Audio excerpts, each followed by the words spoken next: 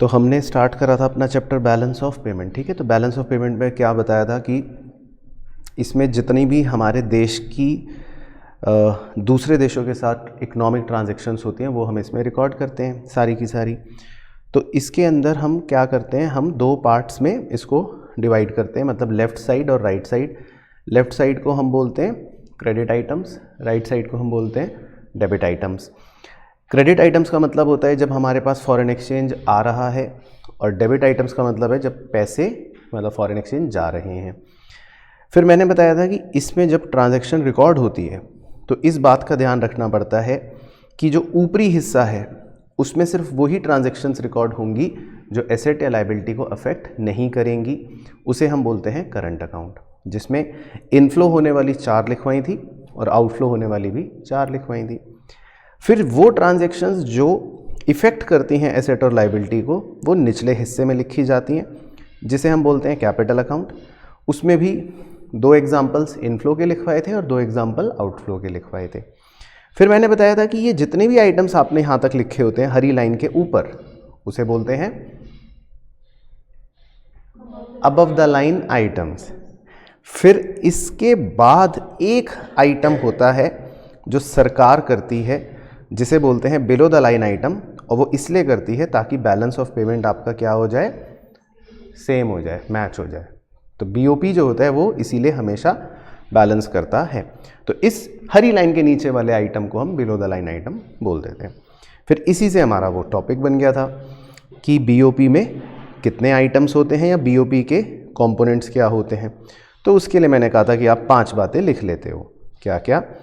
Visible item, invisible item, investment income, unilateral transfer और capital transaction. तो जो पूरा बीओपी है बेसिकली उसी के अंदर की वो सारी बातें आ जाती हैं, ठीक है। तो आज हमें नेक्स्ट बेसिकली पेज से स्टार्ट करना है, पेज 75 से। तो ये पेज शायद आपको ऐसा लग रहा होगा कि मिसप्रिंट है, इसमें तो कुछ भी नहीं है, तो हमें वहाँ पे खुद लिखना है बेसिकली। तो आज का हमारा जो पहला टॉपिक है, हेडिंग डालते हैं, उसका नाम है balance of trade. Balance of trade, इसके ब्रैकेट में लिखना, इसे बोलते हैं प्यार से बैलेंस ऑफ विजिबल्स। बैलेंस ऑफ विजिबल्स, तो ये क्या होता है इसके बारे में लिखते हैं हम। It refers to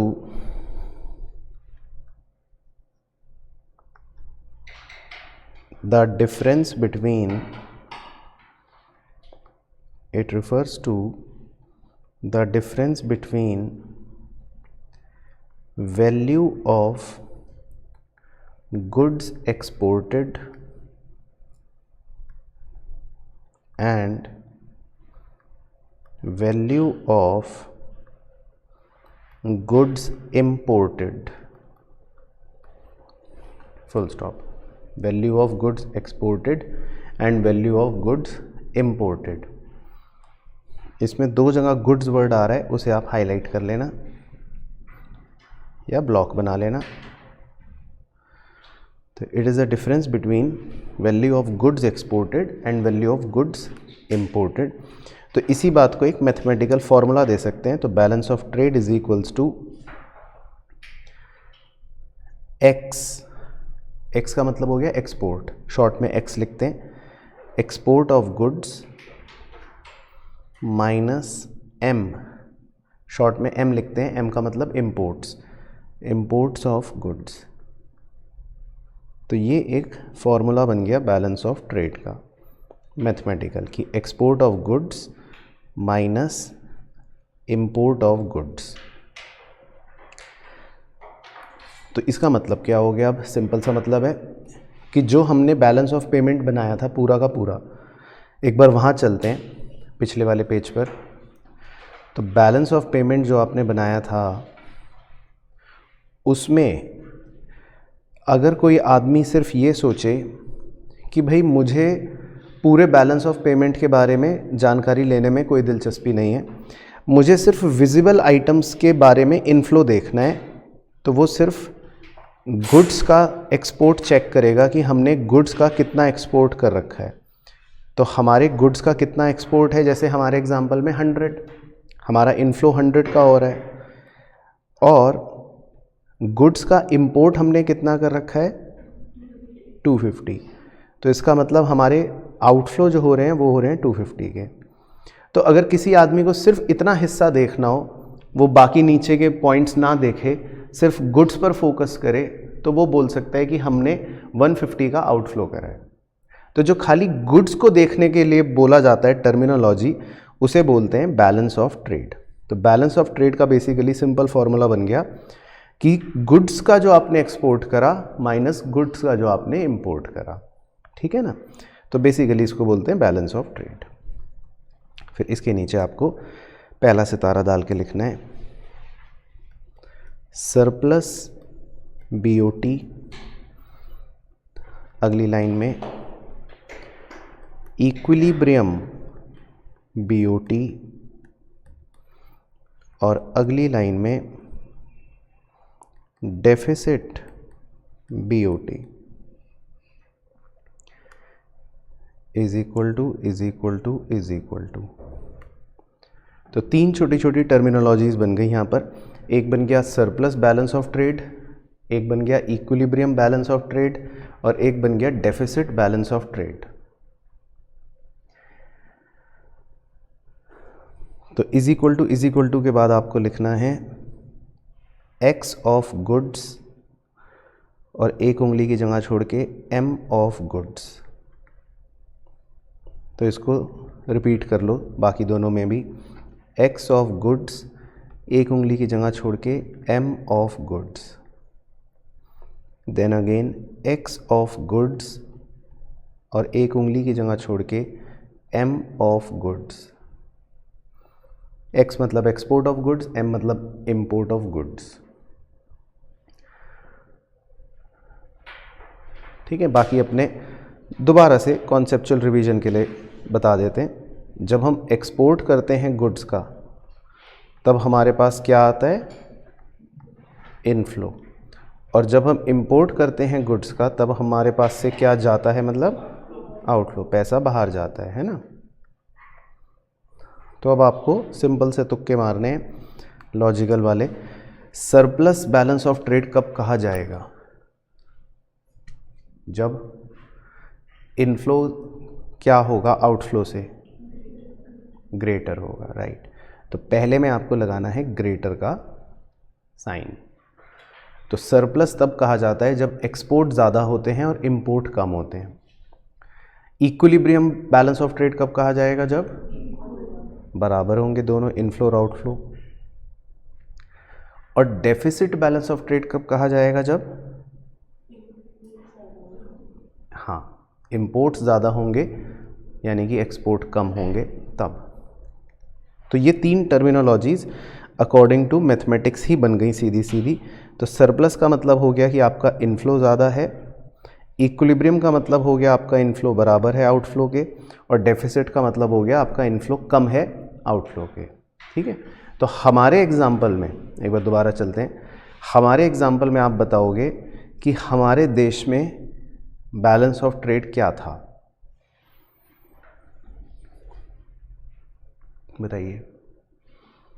in figures के हिसाब से बैलेंस ऑफ ट्रेड हमारे देश का अगर ये है तो वो कैसा है, उस पर आपको टिप्पणी करनी है। डेफिसिट। तो हमारे इस एग्जाम्पल के हिसाब से क्या बोला जाएगा, डेफिसिट बैलेंस ऑफ ट्रेड, ठीक है। समझ गए क्यों, क्योंकि हमारे एक्सपोर्ट ऑफ गुड्स कितने हैं, सिर्फ 100, और इंपोर्ट ऑफ गुड्स कितने हैं 250। तो इंपोर्ट्स की वैल्यू ज़्यादा है, एक्सपोर्ट की वैल्यू कम है, तो हम इस एग्जाम्पल को क्या बोल देंगे, डेफिसिट बैलेंस ऑफ ट्रेड। अगर दोनों बराबर होते तो इक्विलिब्रियम बैलेंस ऑफ ट्रेड, और अगर एक्सपोर्ट ज़्यादा होते तो सरप्लस बैलेंस ऑफ ट्रेड, ठीक है ना। तो बैलेंस ऑफ ट्रेड का काम होता है सिर्फ ऊपरी हिस्से को देखना, यानी 1 पॉइंट को देखना। अब आता है इसमें एक बहुत ही मज़ेदार और एग्ज़ाम के लिए इम्पॉर्टेंट क्वेश्चन, इसी के नीचे लिखते हैं यहाँ तक लिखने के बाद। तो उसके लिए एक जो भी आपका बचा हुआ पेज है उसमें एक टैबुलर फॉर्मेट बना लेना, जिसमें 3 कॉलम बनेंगे। पहला कॉलम तो छोटा, जिसमें हम लिखेंगे बेसिस,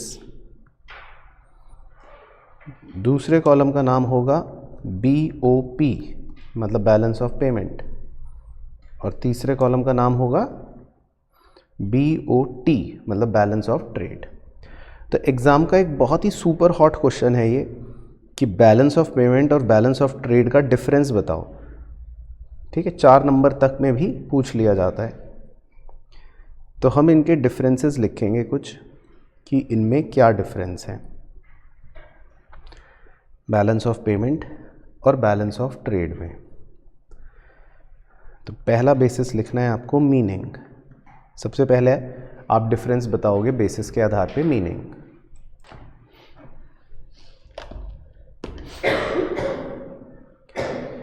चलो अब इसमें देखो जी, मीनिंग में लिखो बैलेंस ऑफ पेमेंट में कि इट इज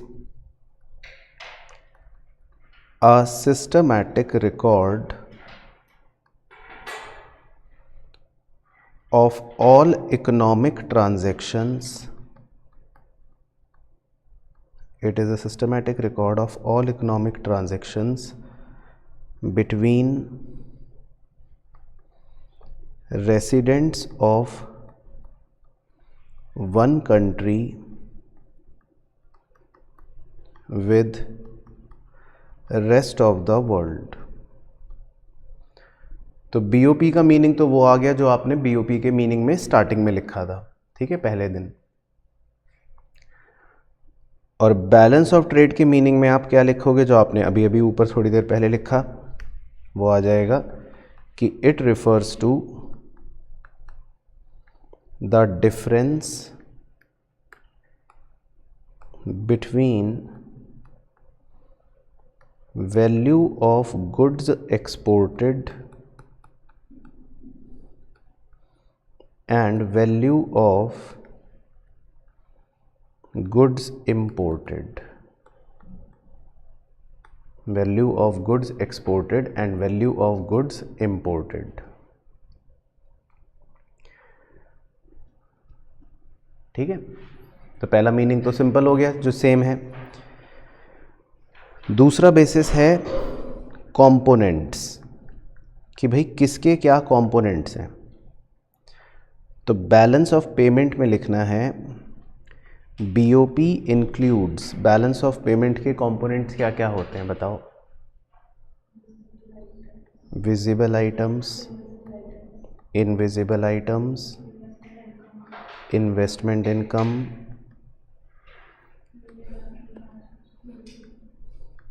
और हाँ, तो वो जो हमने लिखे थे ना पांचों, तो BOP includes visible items, invisible items, unilateral transfers, comma capital transfers या capital transactions, and investment income. तो इसमें तो ये सारे कंपोनेंट्स आते हैं BOP में। और BOT में कौन से कंपोनेंट्स आते हैं BOT में, बैलेंस ऑफ ट्रेड में आपके हिसाब से? BOT इंक्लूड्स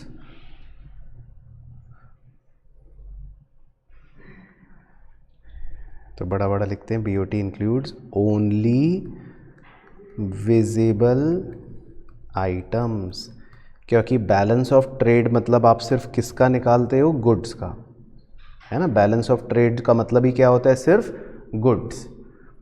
तो बैलेंस ऑफ ट्रेड में सिर्फ विजिबल आइटम्स ही आएंगे, इसमें और कुछ भी नहीं आएगा, ठीक है ना। मतलब ऐसे छोटे से एग्जांपल से समझा रहा हूँ कि जैसे एक बहुत बड़ा सा केक है,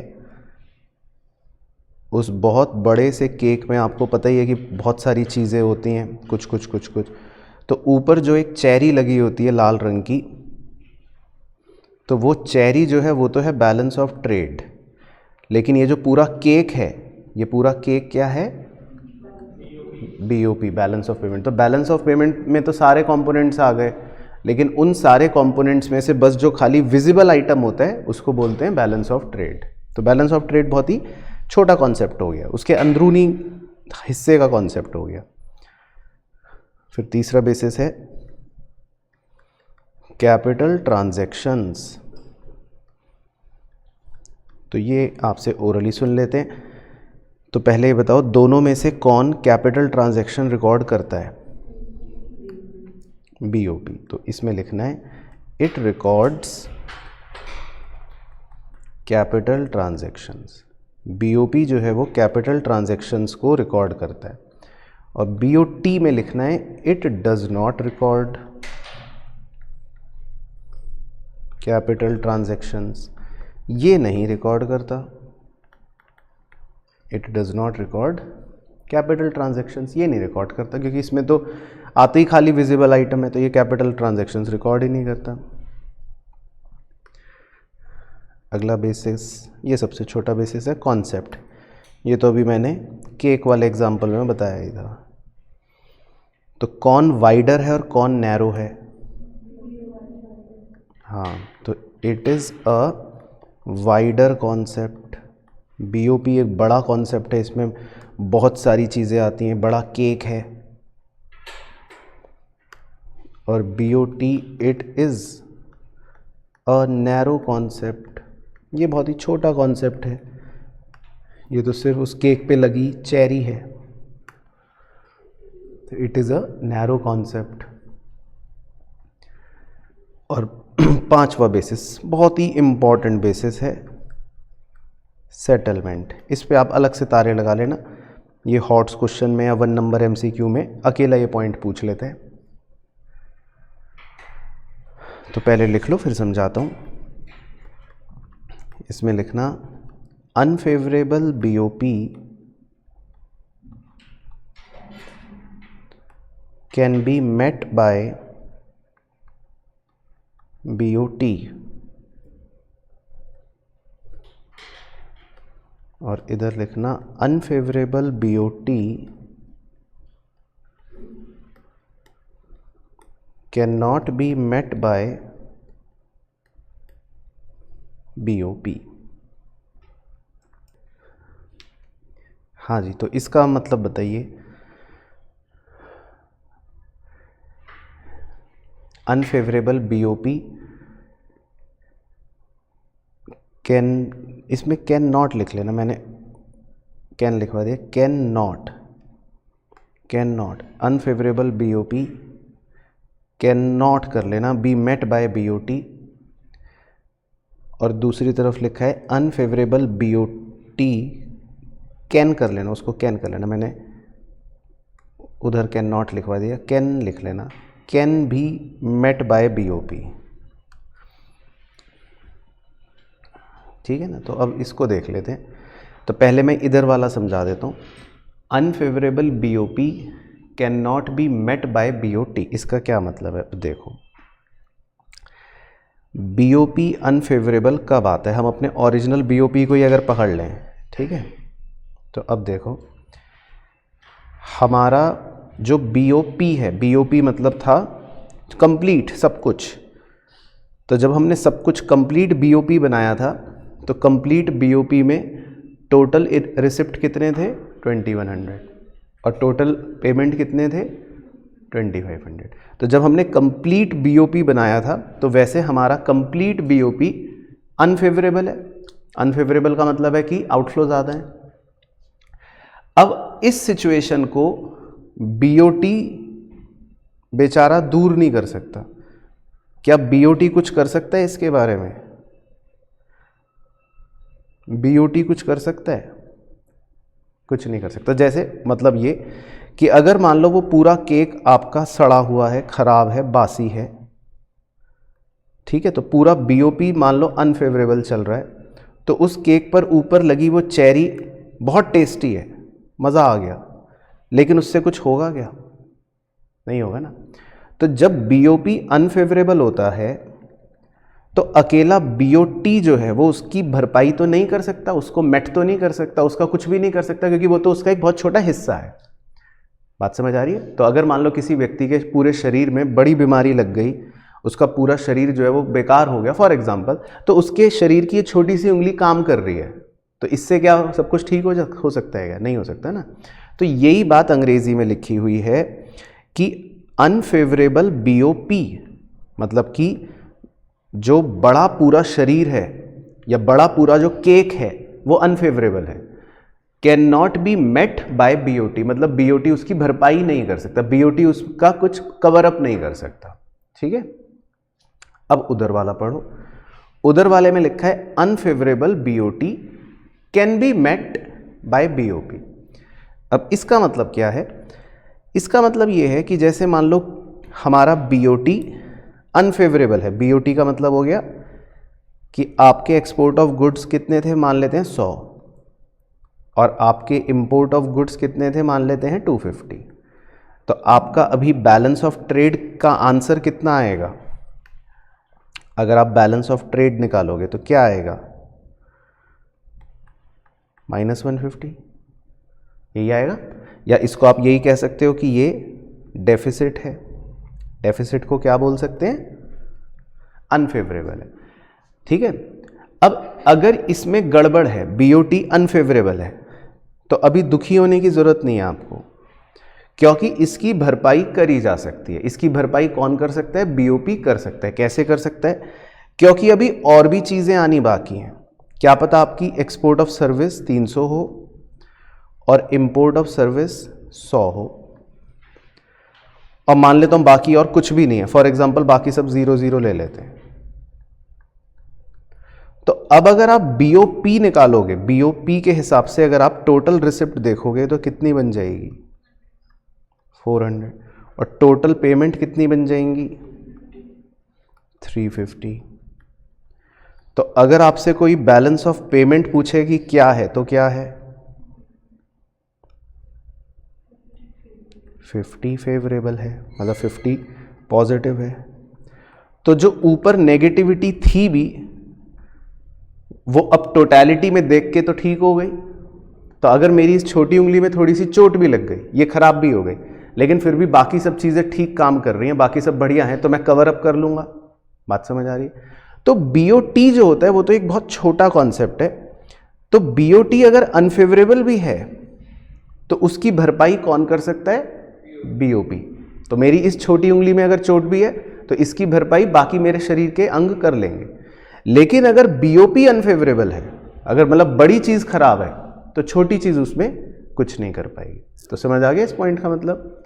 तो ये आपको मतलब कई बार 1 नंबर में भी पूछ लेता है। तो unfavourable BOP can not be met by BOT और unfavourable BOT can be met by BOP। तो क्लियर हो गया डिफरेंस? चल, तो ये था एक टॉपिक। अब आ जाओ अगले पेज पर।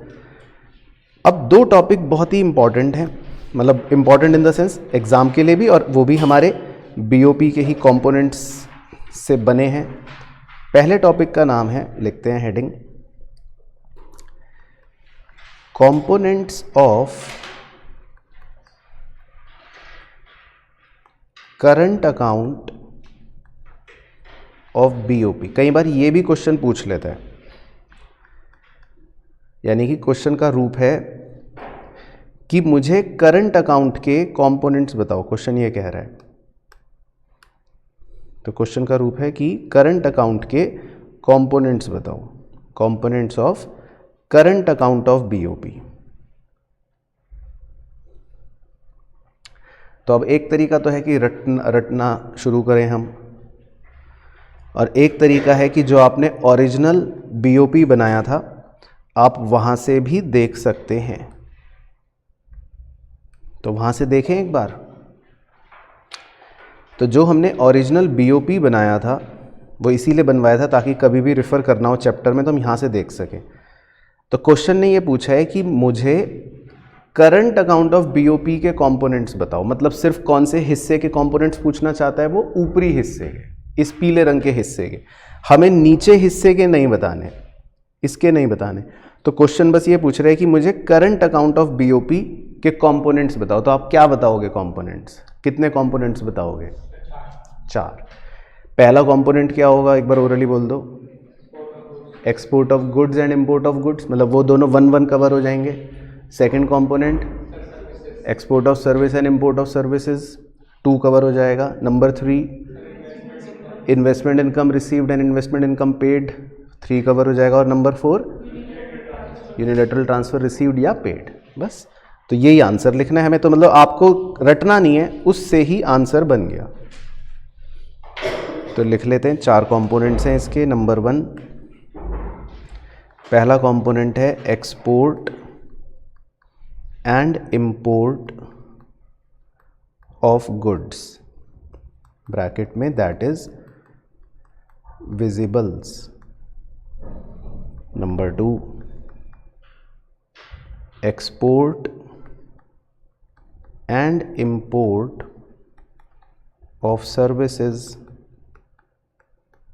that is invisibles। उसके बाद नंबर 3 investment income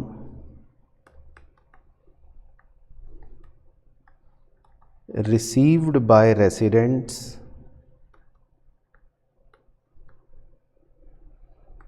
and investment income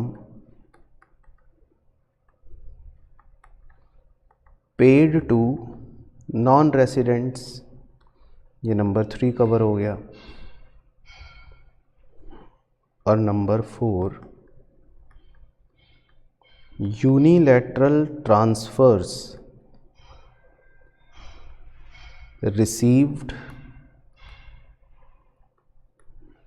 and unilateral transfers paid। तो ये आपका चौथा कवर हो गया। तो बेसिकली कुछ भी रटना ही नहीं पड़ा, ये आंसर तो ऑटोमेटिकली हो गया। तो ये टॉपिक मतलब ये क्वेश्चन पूछता है कि components of current account of BOP, तो आप ये 4 बातें लिख लोगे। अब इसके नीचे बिल्कुल इसी का जुड़वा भाई टॉपिक अगला, तो वो भी आप एक हेडिंग डाल लो। वो पूछता है components of capital account of BOP. ये भी एक टॉपिक बन गया। तो वो ये पूछता है क्वेश्चन कि कैपिटल अकाउंट ऑफ बीओपी जो है उसके कंपोनेंट्स बताओ।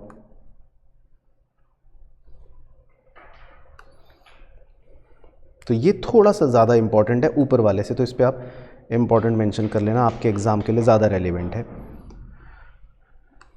तो कैपिटल अकाउंट के भी कंपोनेंट्स वो पूछ रहा है, यानी कि इस बार वो आपसे क्या जानना चाहता है या क्या पूछ रहा है, कौन से हिस्से के कंपोनेंट्स, जो नीचे वाला हिस्सा है। यानी कि इस बार हमें बीओपी के ऊपरी हिस्से के कंपोनेंट से कोई दिलचस्पी नहीं है। इस बार हमें कौन से कंपोनेंट्स बताने हैं उसको, नीचे वाले हिस्से के, नीले रंग वाले हिस्से के, यानी कि कैपिटल अकाउंट के क्या कंपोनेंट्स होते हैं। तो इसमें क्या कंपोनेंट्स बताओगे आप, सेल और परचेज ऑफ एसेट, और दूसरा बोरोइंग्स और लैंडिंग्स। तो इसमें बच्चा ऐसा सोचता है, ठीक है ना, और फिर उसका मतलब गलत तो नहीं होगा लेकिन नंबर नहीं मिलेंगे। तो ये जो आपको लिखवाए गए थे ये एक उदाहरण थे बेसिकली। यहाँ पर ये कंपोनेंट्स हैं लेकिन ये उनके मेन हेडिंग नहीं है, ये उनके एग्जाम्पल हैं कि एसेट खरीद लिया, एसेट बेच दिया, बोरो कर लिया, लैंड कर लिया। तो इसीलिए इसमें आंसर आप यहाँ से नहीं नोट कर पाओगे, ये दिक्कत है। तो इसमें आपको आंसर वो लिखना पड़ेगा जो अभी हम लिखेंगे। तो इसीलिए उस पर इंपॉर्टेंट मार्क करवाया कि आपके लिए ये ज़्यादा इंपॉर्टेंट है कि कैपिटल अकाउंट के क्या कंपोनेंट्स होते हैं। तो 4 कंपोनेंट्स लिखने हैं आपको एग्जाम में। नंबर 1 पहला लिखना है प्राइवेट ट्रांजैक्शंस। ये नज़रिए हैं बेसिकली, मतलब कंपोनेंट्स क्या हैं, ये एक तरह से नज़रिए हैं, एस्पेक्ट्स हैं कि कैपिटल अकाउंट में आने वाली बातों के नज़रिए हैं। तो आप इसके नीचे ऐसी 2 लाइन की जगह छोड़ लो। नंबर 2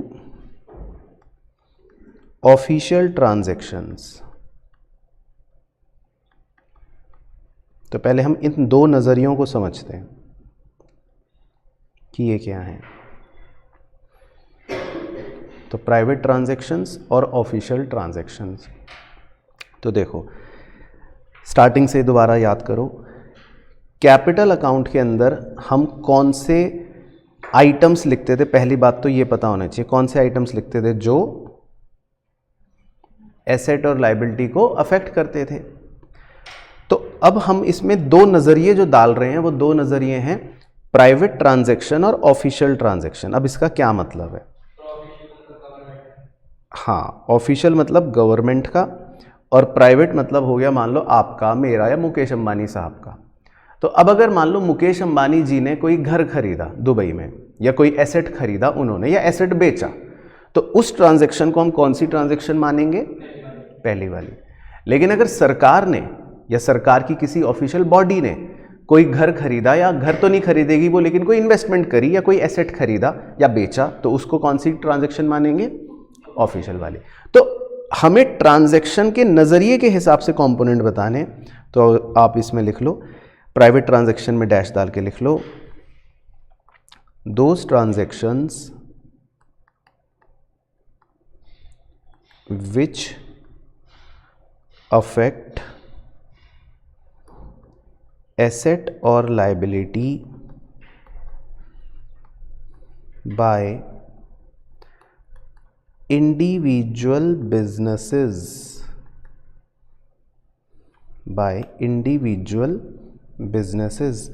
यानी कि मुकेश अंबानी साहब अगर कोई एसेट या लायबिलिटी अफेक्ट होने वाली ट्रांजैक्शन करेंगे तो उसे हम प्राइवेट ट्रांजैक्शन कह देंगे। और ऑफिशियल ट्रांजैक्शन में लिख लो, those transactions which affect asset और liability by government or its agencies। एक नज़रिया बन गया कि कोई ऐसी ट्रांजैक्शंस जो एसेट और लायबिलिटी को प्रभावित कर रही हैं, किसके द्वारा? सरकार या उसकी किसी एजेंसी के द्वारा, तो हमने कह दिया ऑफिशियल ट्रांजैक्शन। ये एक नज़रिया बन गया, ऑफिशियल ट्रांजैक्शंस। तो दो नज़रिए तो होते हैं इसमें, प्राइवेट और ऑफिशियल ट्रांजैक्शंस। इसके अलावा दो नज़रिए और भी होते हैं इसी में, उनको भी नाम देते हैं। नंबर 3 का नाम होता है डायरेक्ट इन्वेस्टमेंट। अब यहाँ पर हम निवेश की बात कर रहे हैं, तो डायरेक्ट इन्वेस्टमेंट, तो इसमें भी आप 2 लाइन छोड़ लो। और नंबर 4 पोर्टफोलियो इन्वेस्टमेंट। ठीक है, तो ये भी 2 नज़रिए ये हो गए। तो इनको भी मैं समझा देता हूँ आपको। पहले क्या होता है डायरेक्ट इन्वेस्टमेंट और पोर्टफोलियो इन्वेस्टमेंट। तो डायरेक्ट इन्वेस्टमेंट का क्या मतलब है, देखो ध्यान से। डायरेक्ट इन्वेस्टमेंट का मतलब है कि अब हम यहाँ पर अपना कुछ पैसा इन्वेस्ट कर रहे हैं। जैसे मान लो ये आप हो, ठीक है। अब आपको लगा कि भाई मेरे पास तो बहुत पैसे हैं, चलो क्यों ना यूएस में घर खरीदा जाए। तो आप क्या कर रहे हो, आप यूएस में घर खरीद रहे हो, तो इसका मतलब आप अपना पैसा क्या कर रहे हो, निवेश कर रहे हो, इन्वेस्ट कर रहे हो, है ना। तो जब आप अपना पैसा निवेश करते हो तो इसने आपके एसेट को अफेक्ट कर दिया, क्योंकि इन्वेस्टमेंट क्या होता है, एसेट होता है। तो आपने एक तरह से अपने एसेट को बढ़ा लिया, तो ये कैपिटल ट्रांजैक्शन हो गई। लेकिन जब आप घर खरीदते हो तो इसको बोला जाता है, इस इन्वेस्टमेंट को बोला जाता है डायरेक्ट इन्वेस्टमेंट। अभी बताऊंगा क्यों इस इन्वेस्टमेंट को क्या बोला जाता है, डायरेक्ट इन्वेस्टमेंट। लेकिन आपने मान लेते हैं सेकेंड टाइम सोचा, आपका थॉट आया कि मेरे पास पैसे हैं, मैं यूएस में घर नहीं खरीदना चाहता। लेकिन तो सर हम क्या खरीदते हैं फिर यूएस में? तो आप यूएस में घर नहीं खरीदते, यूएस में भी एक स्टॉक मार्केट है, आपको पता है वैसे? हाँ, तो आप यूएस की किसी कंपनी के स्टॉक मार्केट में, मान लेते हैं फेसबुक ही पकड़ लेते हैं, आपने फेसबुक कंपनी के शेयर्स खरीद लिए 5 करोड़ मतलब रुपए के, कुछ भी। तो ये भी आपने अपना पैसा निवेश करा, एक तरह से इन्वेस्ट करा। और जब आप अपना पैसा कहीं निवेश करते हो तो एक तरह से आपने अपने एसेट को बढ़ा लिया। तो ये भी एक कैपिटल ट्रांजैक्शन ही हो गई, क्योंकि आपके एसेट को बढ़ा रही है। लेकिन इस बार आपने जो अपना पैसा निवेश करा वो किसी विदेश की कंपनी के शेयर्स में निवेश करा। तो जब आप शेयर्स खरीदते हो ना, तो इस निवेश को बोल देते हैं पोर्टफोलियो इन्वेस्टमेंट। कौन सा इन्वेस्टमेंट? Portfolio investment. तो पैसा तो आपने दोनों में ही निवेश करा, इन्वेस्टमेंट तो आपने दोनों में ही करी, लेकिन पहले को बोल रहे हैं डायरेक्ट इन्वेस्टमेंट, दूसरे को बोल रहे हैं पोर्टफोलियो इन्वेस्टमेंट। अच्छा, इसका विपरीत भी हो सकता है भाई। ऐसा तो नहीं कि हम ही एक यहाँ के अमीर लोग हैं। हो सकता है विदेश में बैठा कोई व्यक्ति, वो भी तो इंडिया में क्या खरीद सकता है? घर खरीद सकता है। और वो भी तो इंडिया में क्या खरीद सकता है? शेयर्स खरीद सकता है। तो एंगल बदल सकते हैं, लेकिन टर्मिनोलॉजी वही रहेगी। तो अगर वो घर खरीदेगा यहां तो हम क्या बोलेंगे? Direct investment. और अगर वो शेयर्स खरीदेगा यहां तो हम क्या बोलेंगे? Portfolio investment.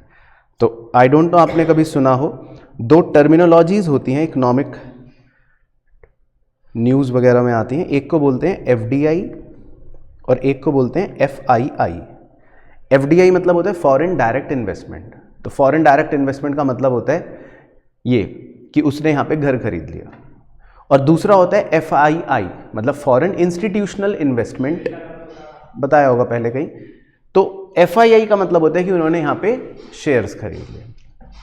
तो इन्वेस्टमेंट जो होती है वो दो प्रकार की हो सकती है। तो एक बार बोलो अपने मुंह से कौन कौन सी? डायरेक्ट इन्वेस्टमेंट या पोर्टफोलियो। अब इसमें अंतर मतलब जो है वो तो हमें पता लग गया, लेकिन मीनिंग क्या लिखना है तो लिखो डायरेक्ट इन्वेस्टमेंट में it means purchasing an asset and acquiring control of it and acquiring control of it. तो इसमें जो कीवर्ड है वो कंट्रोल है, ठीक है, अभी समझाता हूं। और पोर्टफोलियो इन्वेस्टमेंट में लिखना it means acquiring an asset but having no control over it. For example, purchase of shares. Purchase of shares. तो इसमें कीवर्ड है नो कंट्रोल। अब मैं बता दूं सर पहले, ये तो आ जाओ तुम यहाँ आ जाओ। तो अभी बुद्धि तब तक नहीं दौड़ानी जब तक आपको कहा ना जाए बुद्धि दौड़ाने को, ठीक है। तो मैं समझाता हूँ कि ये क्या कहना चाहता है, इसका अर्थ क्या है। कि डायरेक्ट इन्वेस्टमेंट में लिखा है कि एक्वायरिंग कंट्रोल ऑफ इट, और पोर्टफोलियो इन्वेस्टमेंट में लिखा है कि एक्वायरिंग या having no control over it, ठीक है ना। तो देखो, आपने एसेट तो दोनों में क्रिएट करा, इस बात को ध्यान रखना, क्योंकि आप निवेश कर रहे हो। जैसे ही आप अपना पैसा कहीं निवेश करते हो तो इसका मतलब आपने एक एसेट तो क्रिएट कर लिया। ध्यान रखना, एसेट तो क्रिएट हो गया, ठीक है ना। लेकिन फर्क क्या है, बड़े ध्यान से सुनना। अब देखो, जब आप डायरेक्ट इन्वेस्ट करते हो, जब आपने यूएस में घर खरीदा था, ठीक है ना, तो जब आप यूएस में घर खरीदते हो तो आपको उस घर पर कंट्रोल मिल जाता है। कंट्रोल का मतलब होता है कि वो घर अब आपका है, आप चाहें उसमें जो मर्जी करो, आपके पास क्या है, उस घर की कंट्रोल है। लेकिन जब आप किसी कंपनी का शेयर खरीदते हो, आपने कौन सी कंपनी के शेयर खरीदे? फेसबुक के। मान लो फेसबुक कंपनी आपको पता है ना, यूएस की कंपनी है, यूएस के स्टॉक मार्केट में उसके शेयर्स को आप खरीद सकते हो अगर आपको पसंद है वो कंपनी। तो आपने फेसबुक कंपनी के शेयर्स खरीद लिए। अब आप शेयर्स खरीद के सोच रहे हो, चलो भाई मार्क जुकरबर्ग मिला रास्ते में, उसको आपने 2 थप्पड़ मार दिए कि भाई आज से मैं मालिक हूं, और आप फेसबुक कंपनी के हेडक्वार्टर में घुस गए कि भाई यहां का तो मेरे पास कंट्रोल है। तो क्या ऐसा हो जाएगा? नहीं होगा ना। तो जब आप किसी कंपनी के शेयर्स खरीदते हो तो इसका मतलब है आपने सिर्फ पैसा वहां निवेश करा है, लेकिन आपको किसी भी चीज का कोई कंट्रोल नहीं है वहां पर, यानी कि आपके पास कोई राइट्स नहीं है। राइट्स का अर्थ यहां पर है बेसिकली कोई फिजिकल एसेट नहीं, आपके पास सिर्फ एक फाइनेंशियल प्रॉपर्टी है। शेयर्स क्या होते हैं? पेपर होते हैं ना, फाइनेंशियल इंस्ट्रूमेंट कहते हैं इन्हें। तो शेयर्स को एक्वायर करने का मतलब है आपके पास कोई फिजिकल कंट्रोल किसी चीज का नहीं। आप ऐसा नहीं कि ऑफिस में घुस के बोलो ये जगह मेरी है, फेसबुक का मालिक मैं हूं, ऐसा कुछ नहीं होगा। लेकिन आप घर में घुस के बोल सकते हो कि इस घर का मालिक मैं हूं, इस घर पे मेरा कंट्रोल है, मैं दीवार पे चाहे सर फोड़ूं या मैं नीचे कुछ भी करूं, लेकिन वो आप शेयर्स खरीदने के बाद नहीं कर सकते हो। तो यहां पर कंट्रोल का ये मतलब है। बात समझ आई? इसी तरह एक और अपना एग्जांपल ले सकते हैं। मान लेते हैं कोई फॉरेनर यहां जो आपका मॉल है डीएलएफ मॉल, उस डीएलएफ मॉल के अंदर वो एक दुकान खरीद लेता है, शॉप खरीद लेता है। तो उस दुकान का मालिक कौन, या उस दुकान के पास कंट्रोल किसका आ जाएगा? फॉरेनर का आ जाएगा। वो उस दुकान में कुछ भी करे, मतलब कुछ भी का मतलब ये नहीं कि भाई इलीगल कुछ भी करे, कुछ भी मतलब कंट्रोल आ जाएगा। अगर उसने डीएलएफ के शेयर्स खरीद रखे हैं, फॉर एग्जांपल डीएलएफ कंपनी के शेयर्स खरीद रखे हैं, और फिर वो डीएलएफ मॉल में आके सबको भगा देगा यहां का मालिक तो मैं हूं, तो क्या ऐसा हो सकता है? नहीं हो सकता ना। तो इसका मतलब यहां पर उसके पास कंट्रोल नहीं है। तो जब हम शेयर्स में निवेश करते हैं तब हमारे पास कंट्रोल नहीं होता किसी फिजिकल एसेट पर, तो इसीलिए उसको कह देते हैं पोर्टफोलियो इन्वेस्टमेंट। लेकिन जब आप डायरेक्टली इन्वेस्ट करते हो किसी एसेट पे तो आपके पास एक फिजिकल कंट्रोल आ जाता है, तो इसको बोल देते हैं पोर्टफोलियो इन्वेस्टमेंट, है ना। बेसिक डिफरेंस ही सोचना, इससे ज़्यादा ही नहीं कि पूरी गहराई में उतर जाओ, उतनी फिर आपकी बुद्धि चलेगी नहीं, फिर कहीं आप फंस के कंफ्यूजन में आ जाओगे। बट बेसिक मतलब ये है। तो पोर्टफोलियो इन्वेस्टमेंट का मतलब है no control over your asset, और डायरेक्ट इन्वेस्टमेंट का मतलब है कंट्रोल ओवर योर एसेट। तो यहां पर कीवर्ड हो गया कंट्रोल। तो ये इंपॉर्टेंट था। तो कैपिटल अकाउंट के कंपोनेंट्स अगर आएंगे तो क्या लिखोगे आप? Private transaction, official transaction, direct investment और पोर्टफोलियो इन्वेस्टमेंट। तो अब इस पूरे पेज पर आपने दो टॉपिक लिखे हैं, एक कंपोनेंट्स ऑफ करंट अकाउंट और एक कंपोनेंट्स ऑफ कैपिटल अकाउंट। तो इन दो क्वेश्चनों को मिलाकर एक तीसरा क्वेश्चन भी बन जाता है जो इसी के लेफ्ट पेज पर लिख लेते हैं। इस क्वेश्चन को कहते हैं हम, लेफ्ट पेज पे लिखना हेडिंग, एक टैबुलर फॉर्मेट बना लेते हैं। तो ये क्वेश्चन बन गया आपका, क्या क्वेश्चन बन गया सर? डिफरेंस का, जिसमें आपसे पूछेगा करंट अकाउंट ऑफ बीओपी और कैपिटल अकाउंट ऑफ बीओपी में क्या डिफरेंस है, ये पूछ सकता है। तो बस ये बना लेते हैं एक टैबुलर फॉर्मेट, ठीक है ना। और एक छोटा सा बेसिस का भी बना लो चाहें।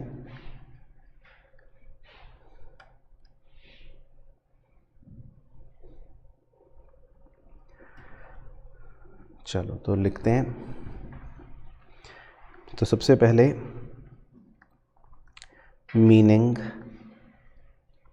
तो करंट अकाउंट ऑफ बीओपी में लिखना है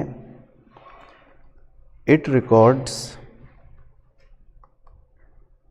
दोज ट्रांजैक्शंस, बताओ कौन सी वाली, विच, क्या सिखाया था, बताओ पहले दिन क्या सिखाया था? डू नॉट अफेक्ट एसेट और लायबिलिटी, है ना। तो करंट अकाउंट का मतलब है वो ट्रांजैक्शनें जो एसेट और लायबिलिटी को अफेक्ट नहीं करेंगी, और कैपिटल अकाउंट का मतलब है it records those transactions which affects asset और liability,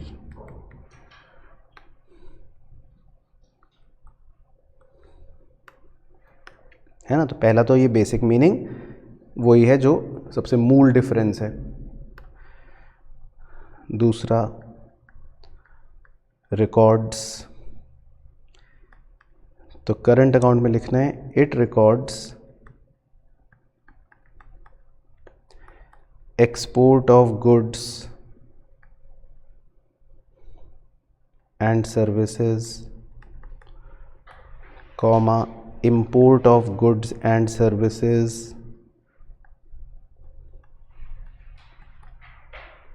comma unilateral transfers and investment income. तो करंट अकाउंट में आपके ये सब चीज़ें रिकॉर्ड होती हैं, है ना, जो उसके कंपोनेंट्स हैं बेसिकली, कि भाई एक्सपोर्ट ऑफ गुड्स और सर्विसेज, इंपोर्ट ऑफ गुड्स और सर्विसेज, यूनिलैटरल ट्रांसफर्स या इन्वेस्टमेंट इनकम। और कैपिटल अकाउंट में लिख सकते हैं इट रिकॉर्ड्स सेल और परचेज ऑफ एसेट,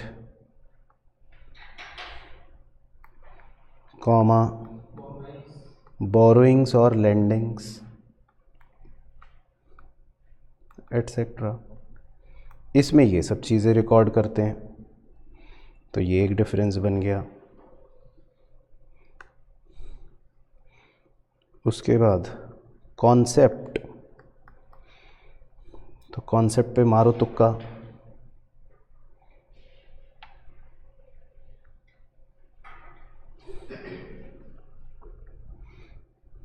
तो ये लिख लो, करंट अकाउंट में इट इज़ अ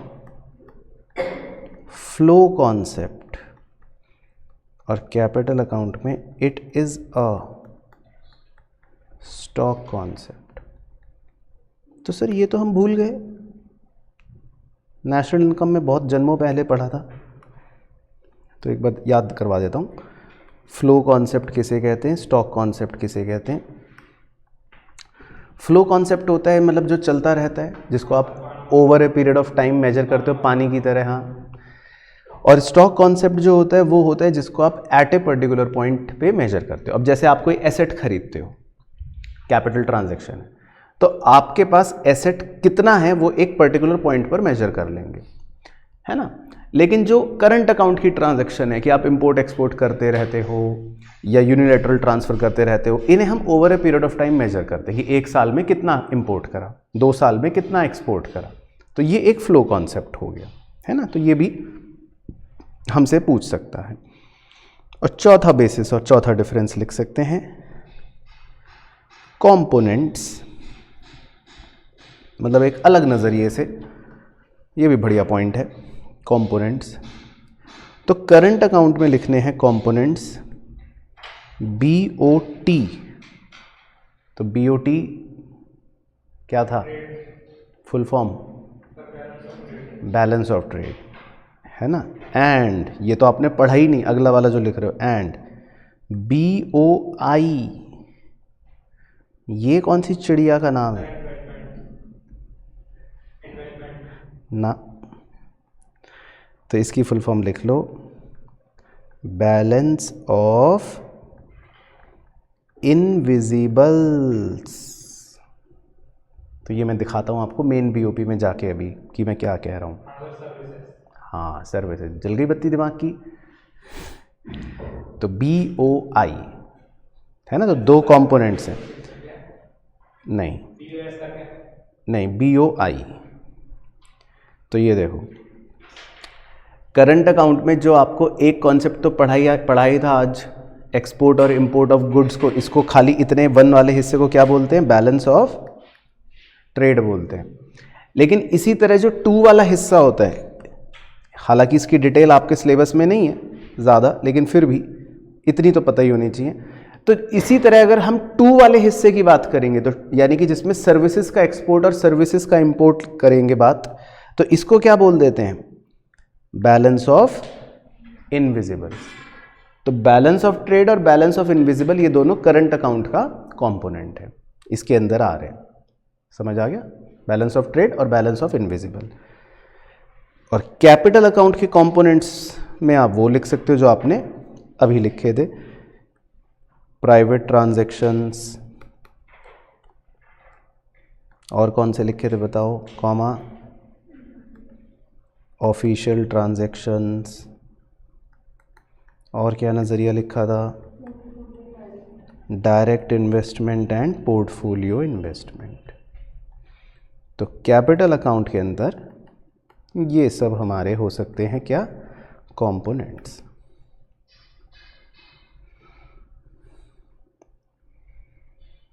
ठीक है ना। तो देखो ये पूरा मतलब एक लॉट ऑफ टॉपिक था जो कंप्लीट हो गया। तो बैलेंस ऑफ ट्रेड पता चल गया क्या है, बैलेंस ऑफ ट्रेड और बैलेंस ऑफ पेमेंट का डिफरेंस पता चल गया क्या है, और सबसे महत्वपूर्ण करंट अकाउंट ऑफ बीओपी के कंपोनेंट्स पता चल गए, कैपिटल अकाउंट ऑफ बीओपी के कंपोनेंट्स पता चल गए, और दोनों के डिफरेंस पता चल गए।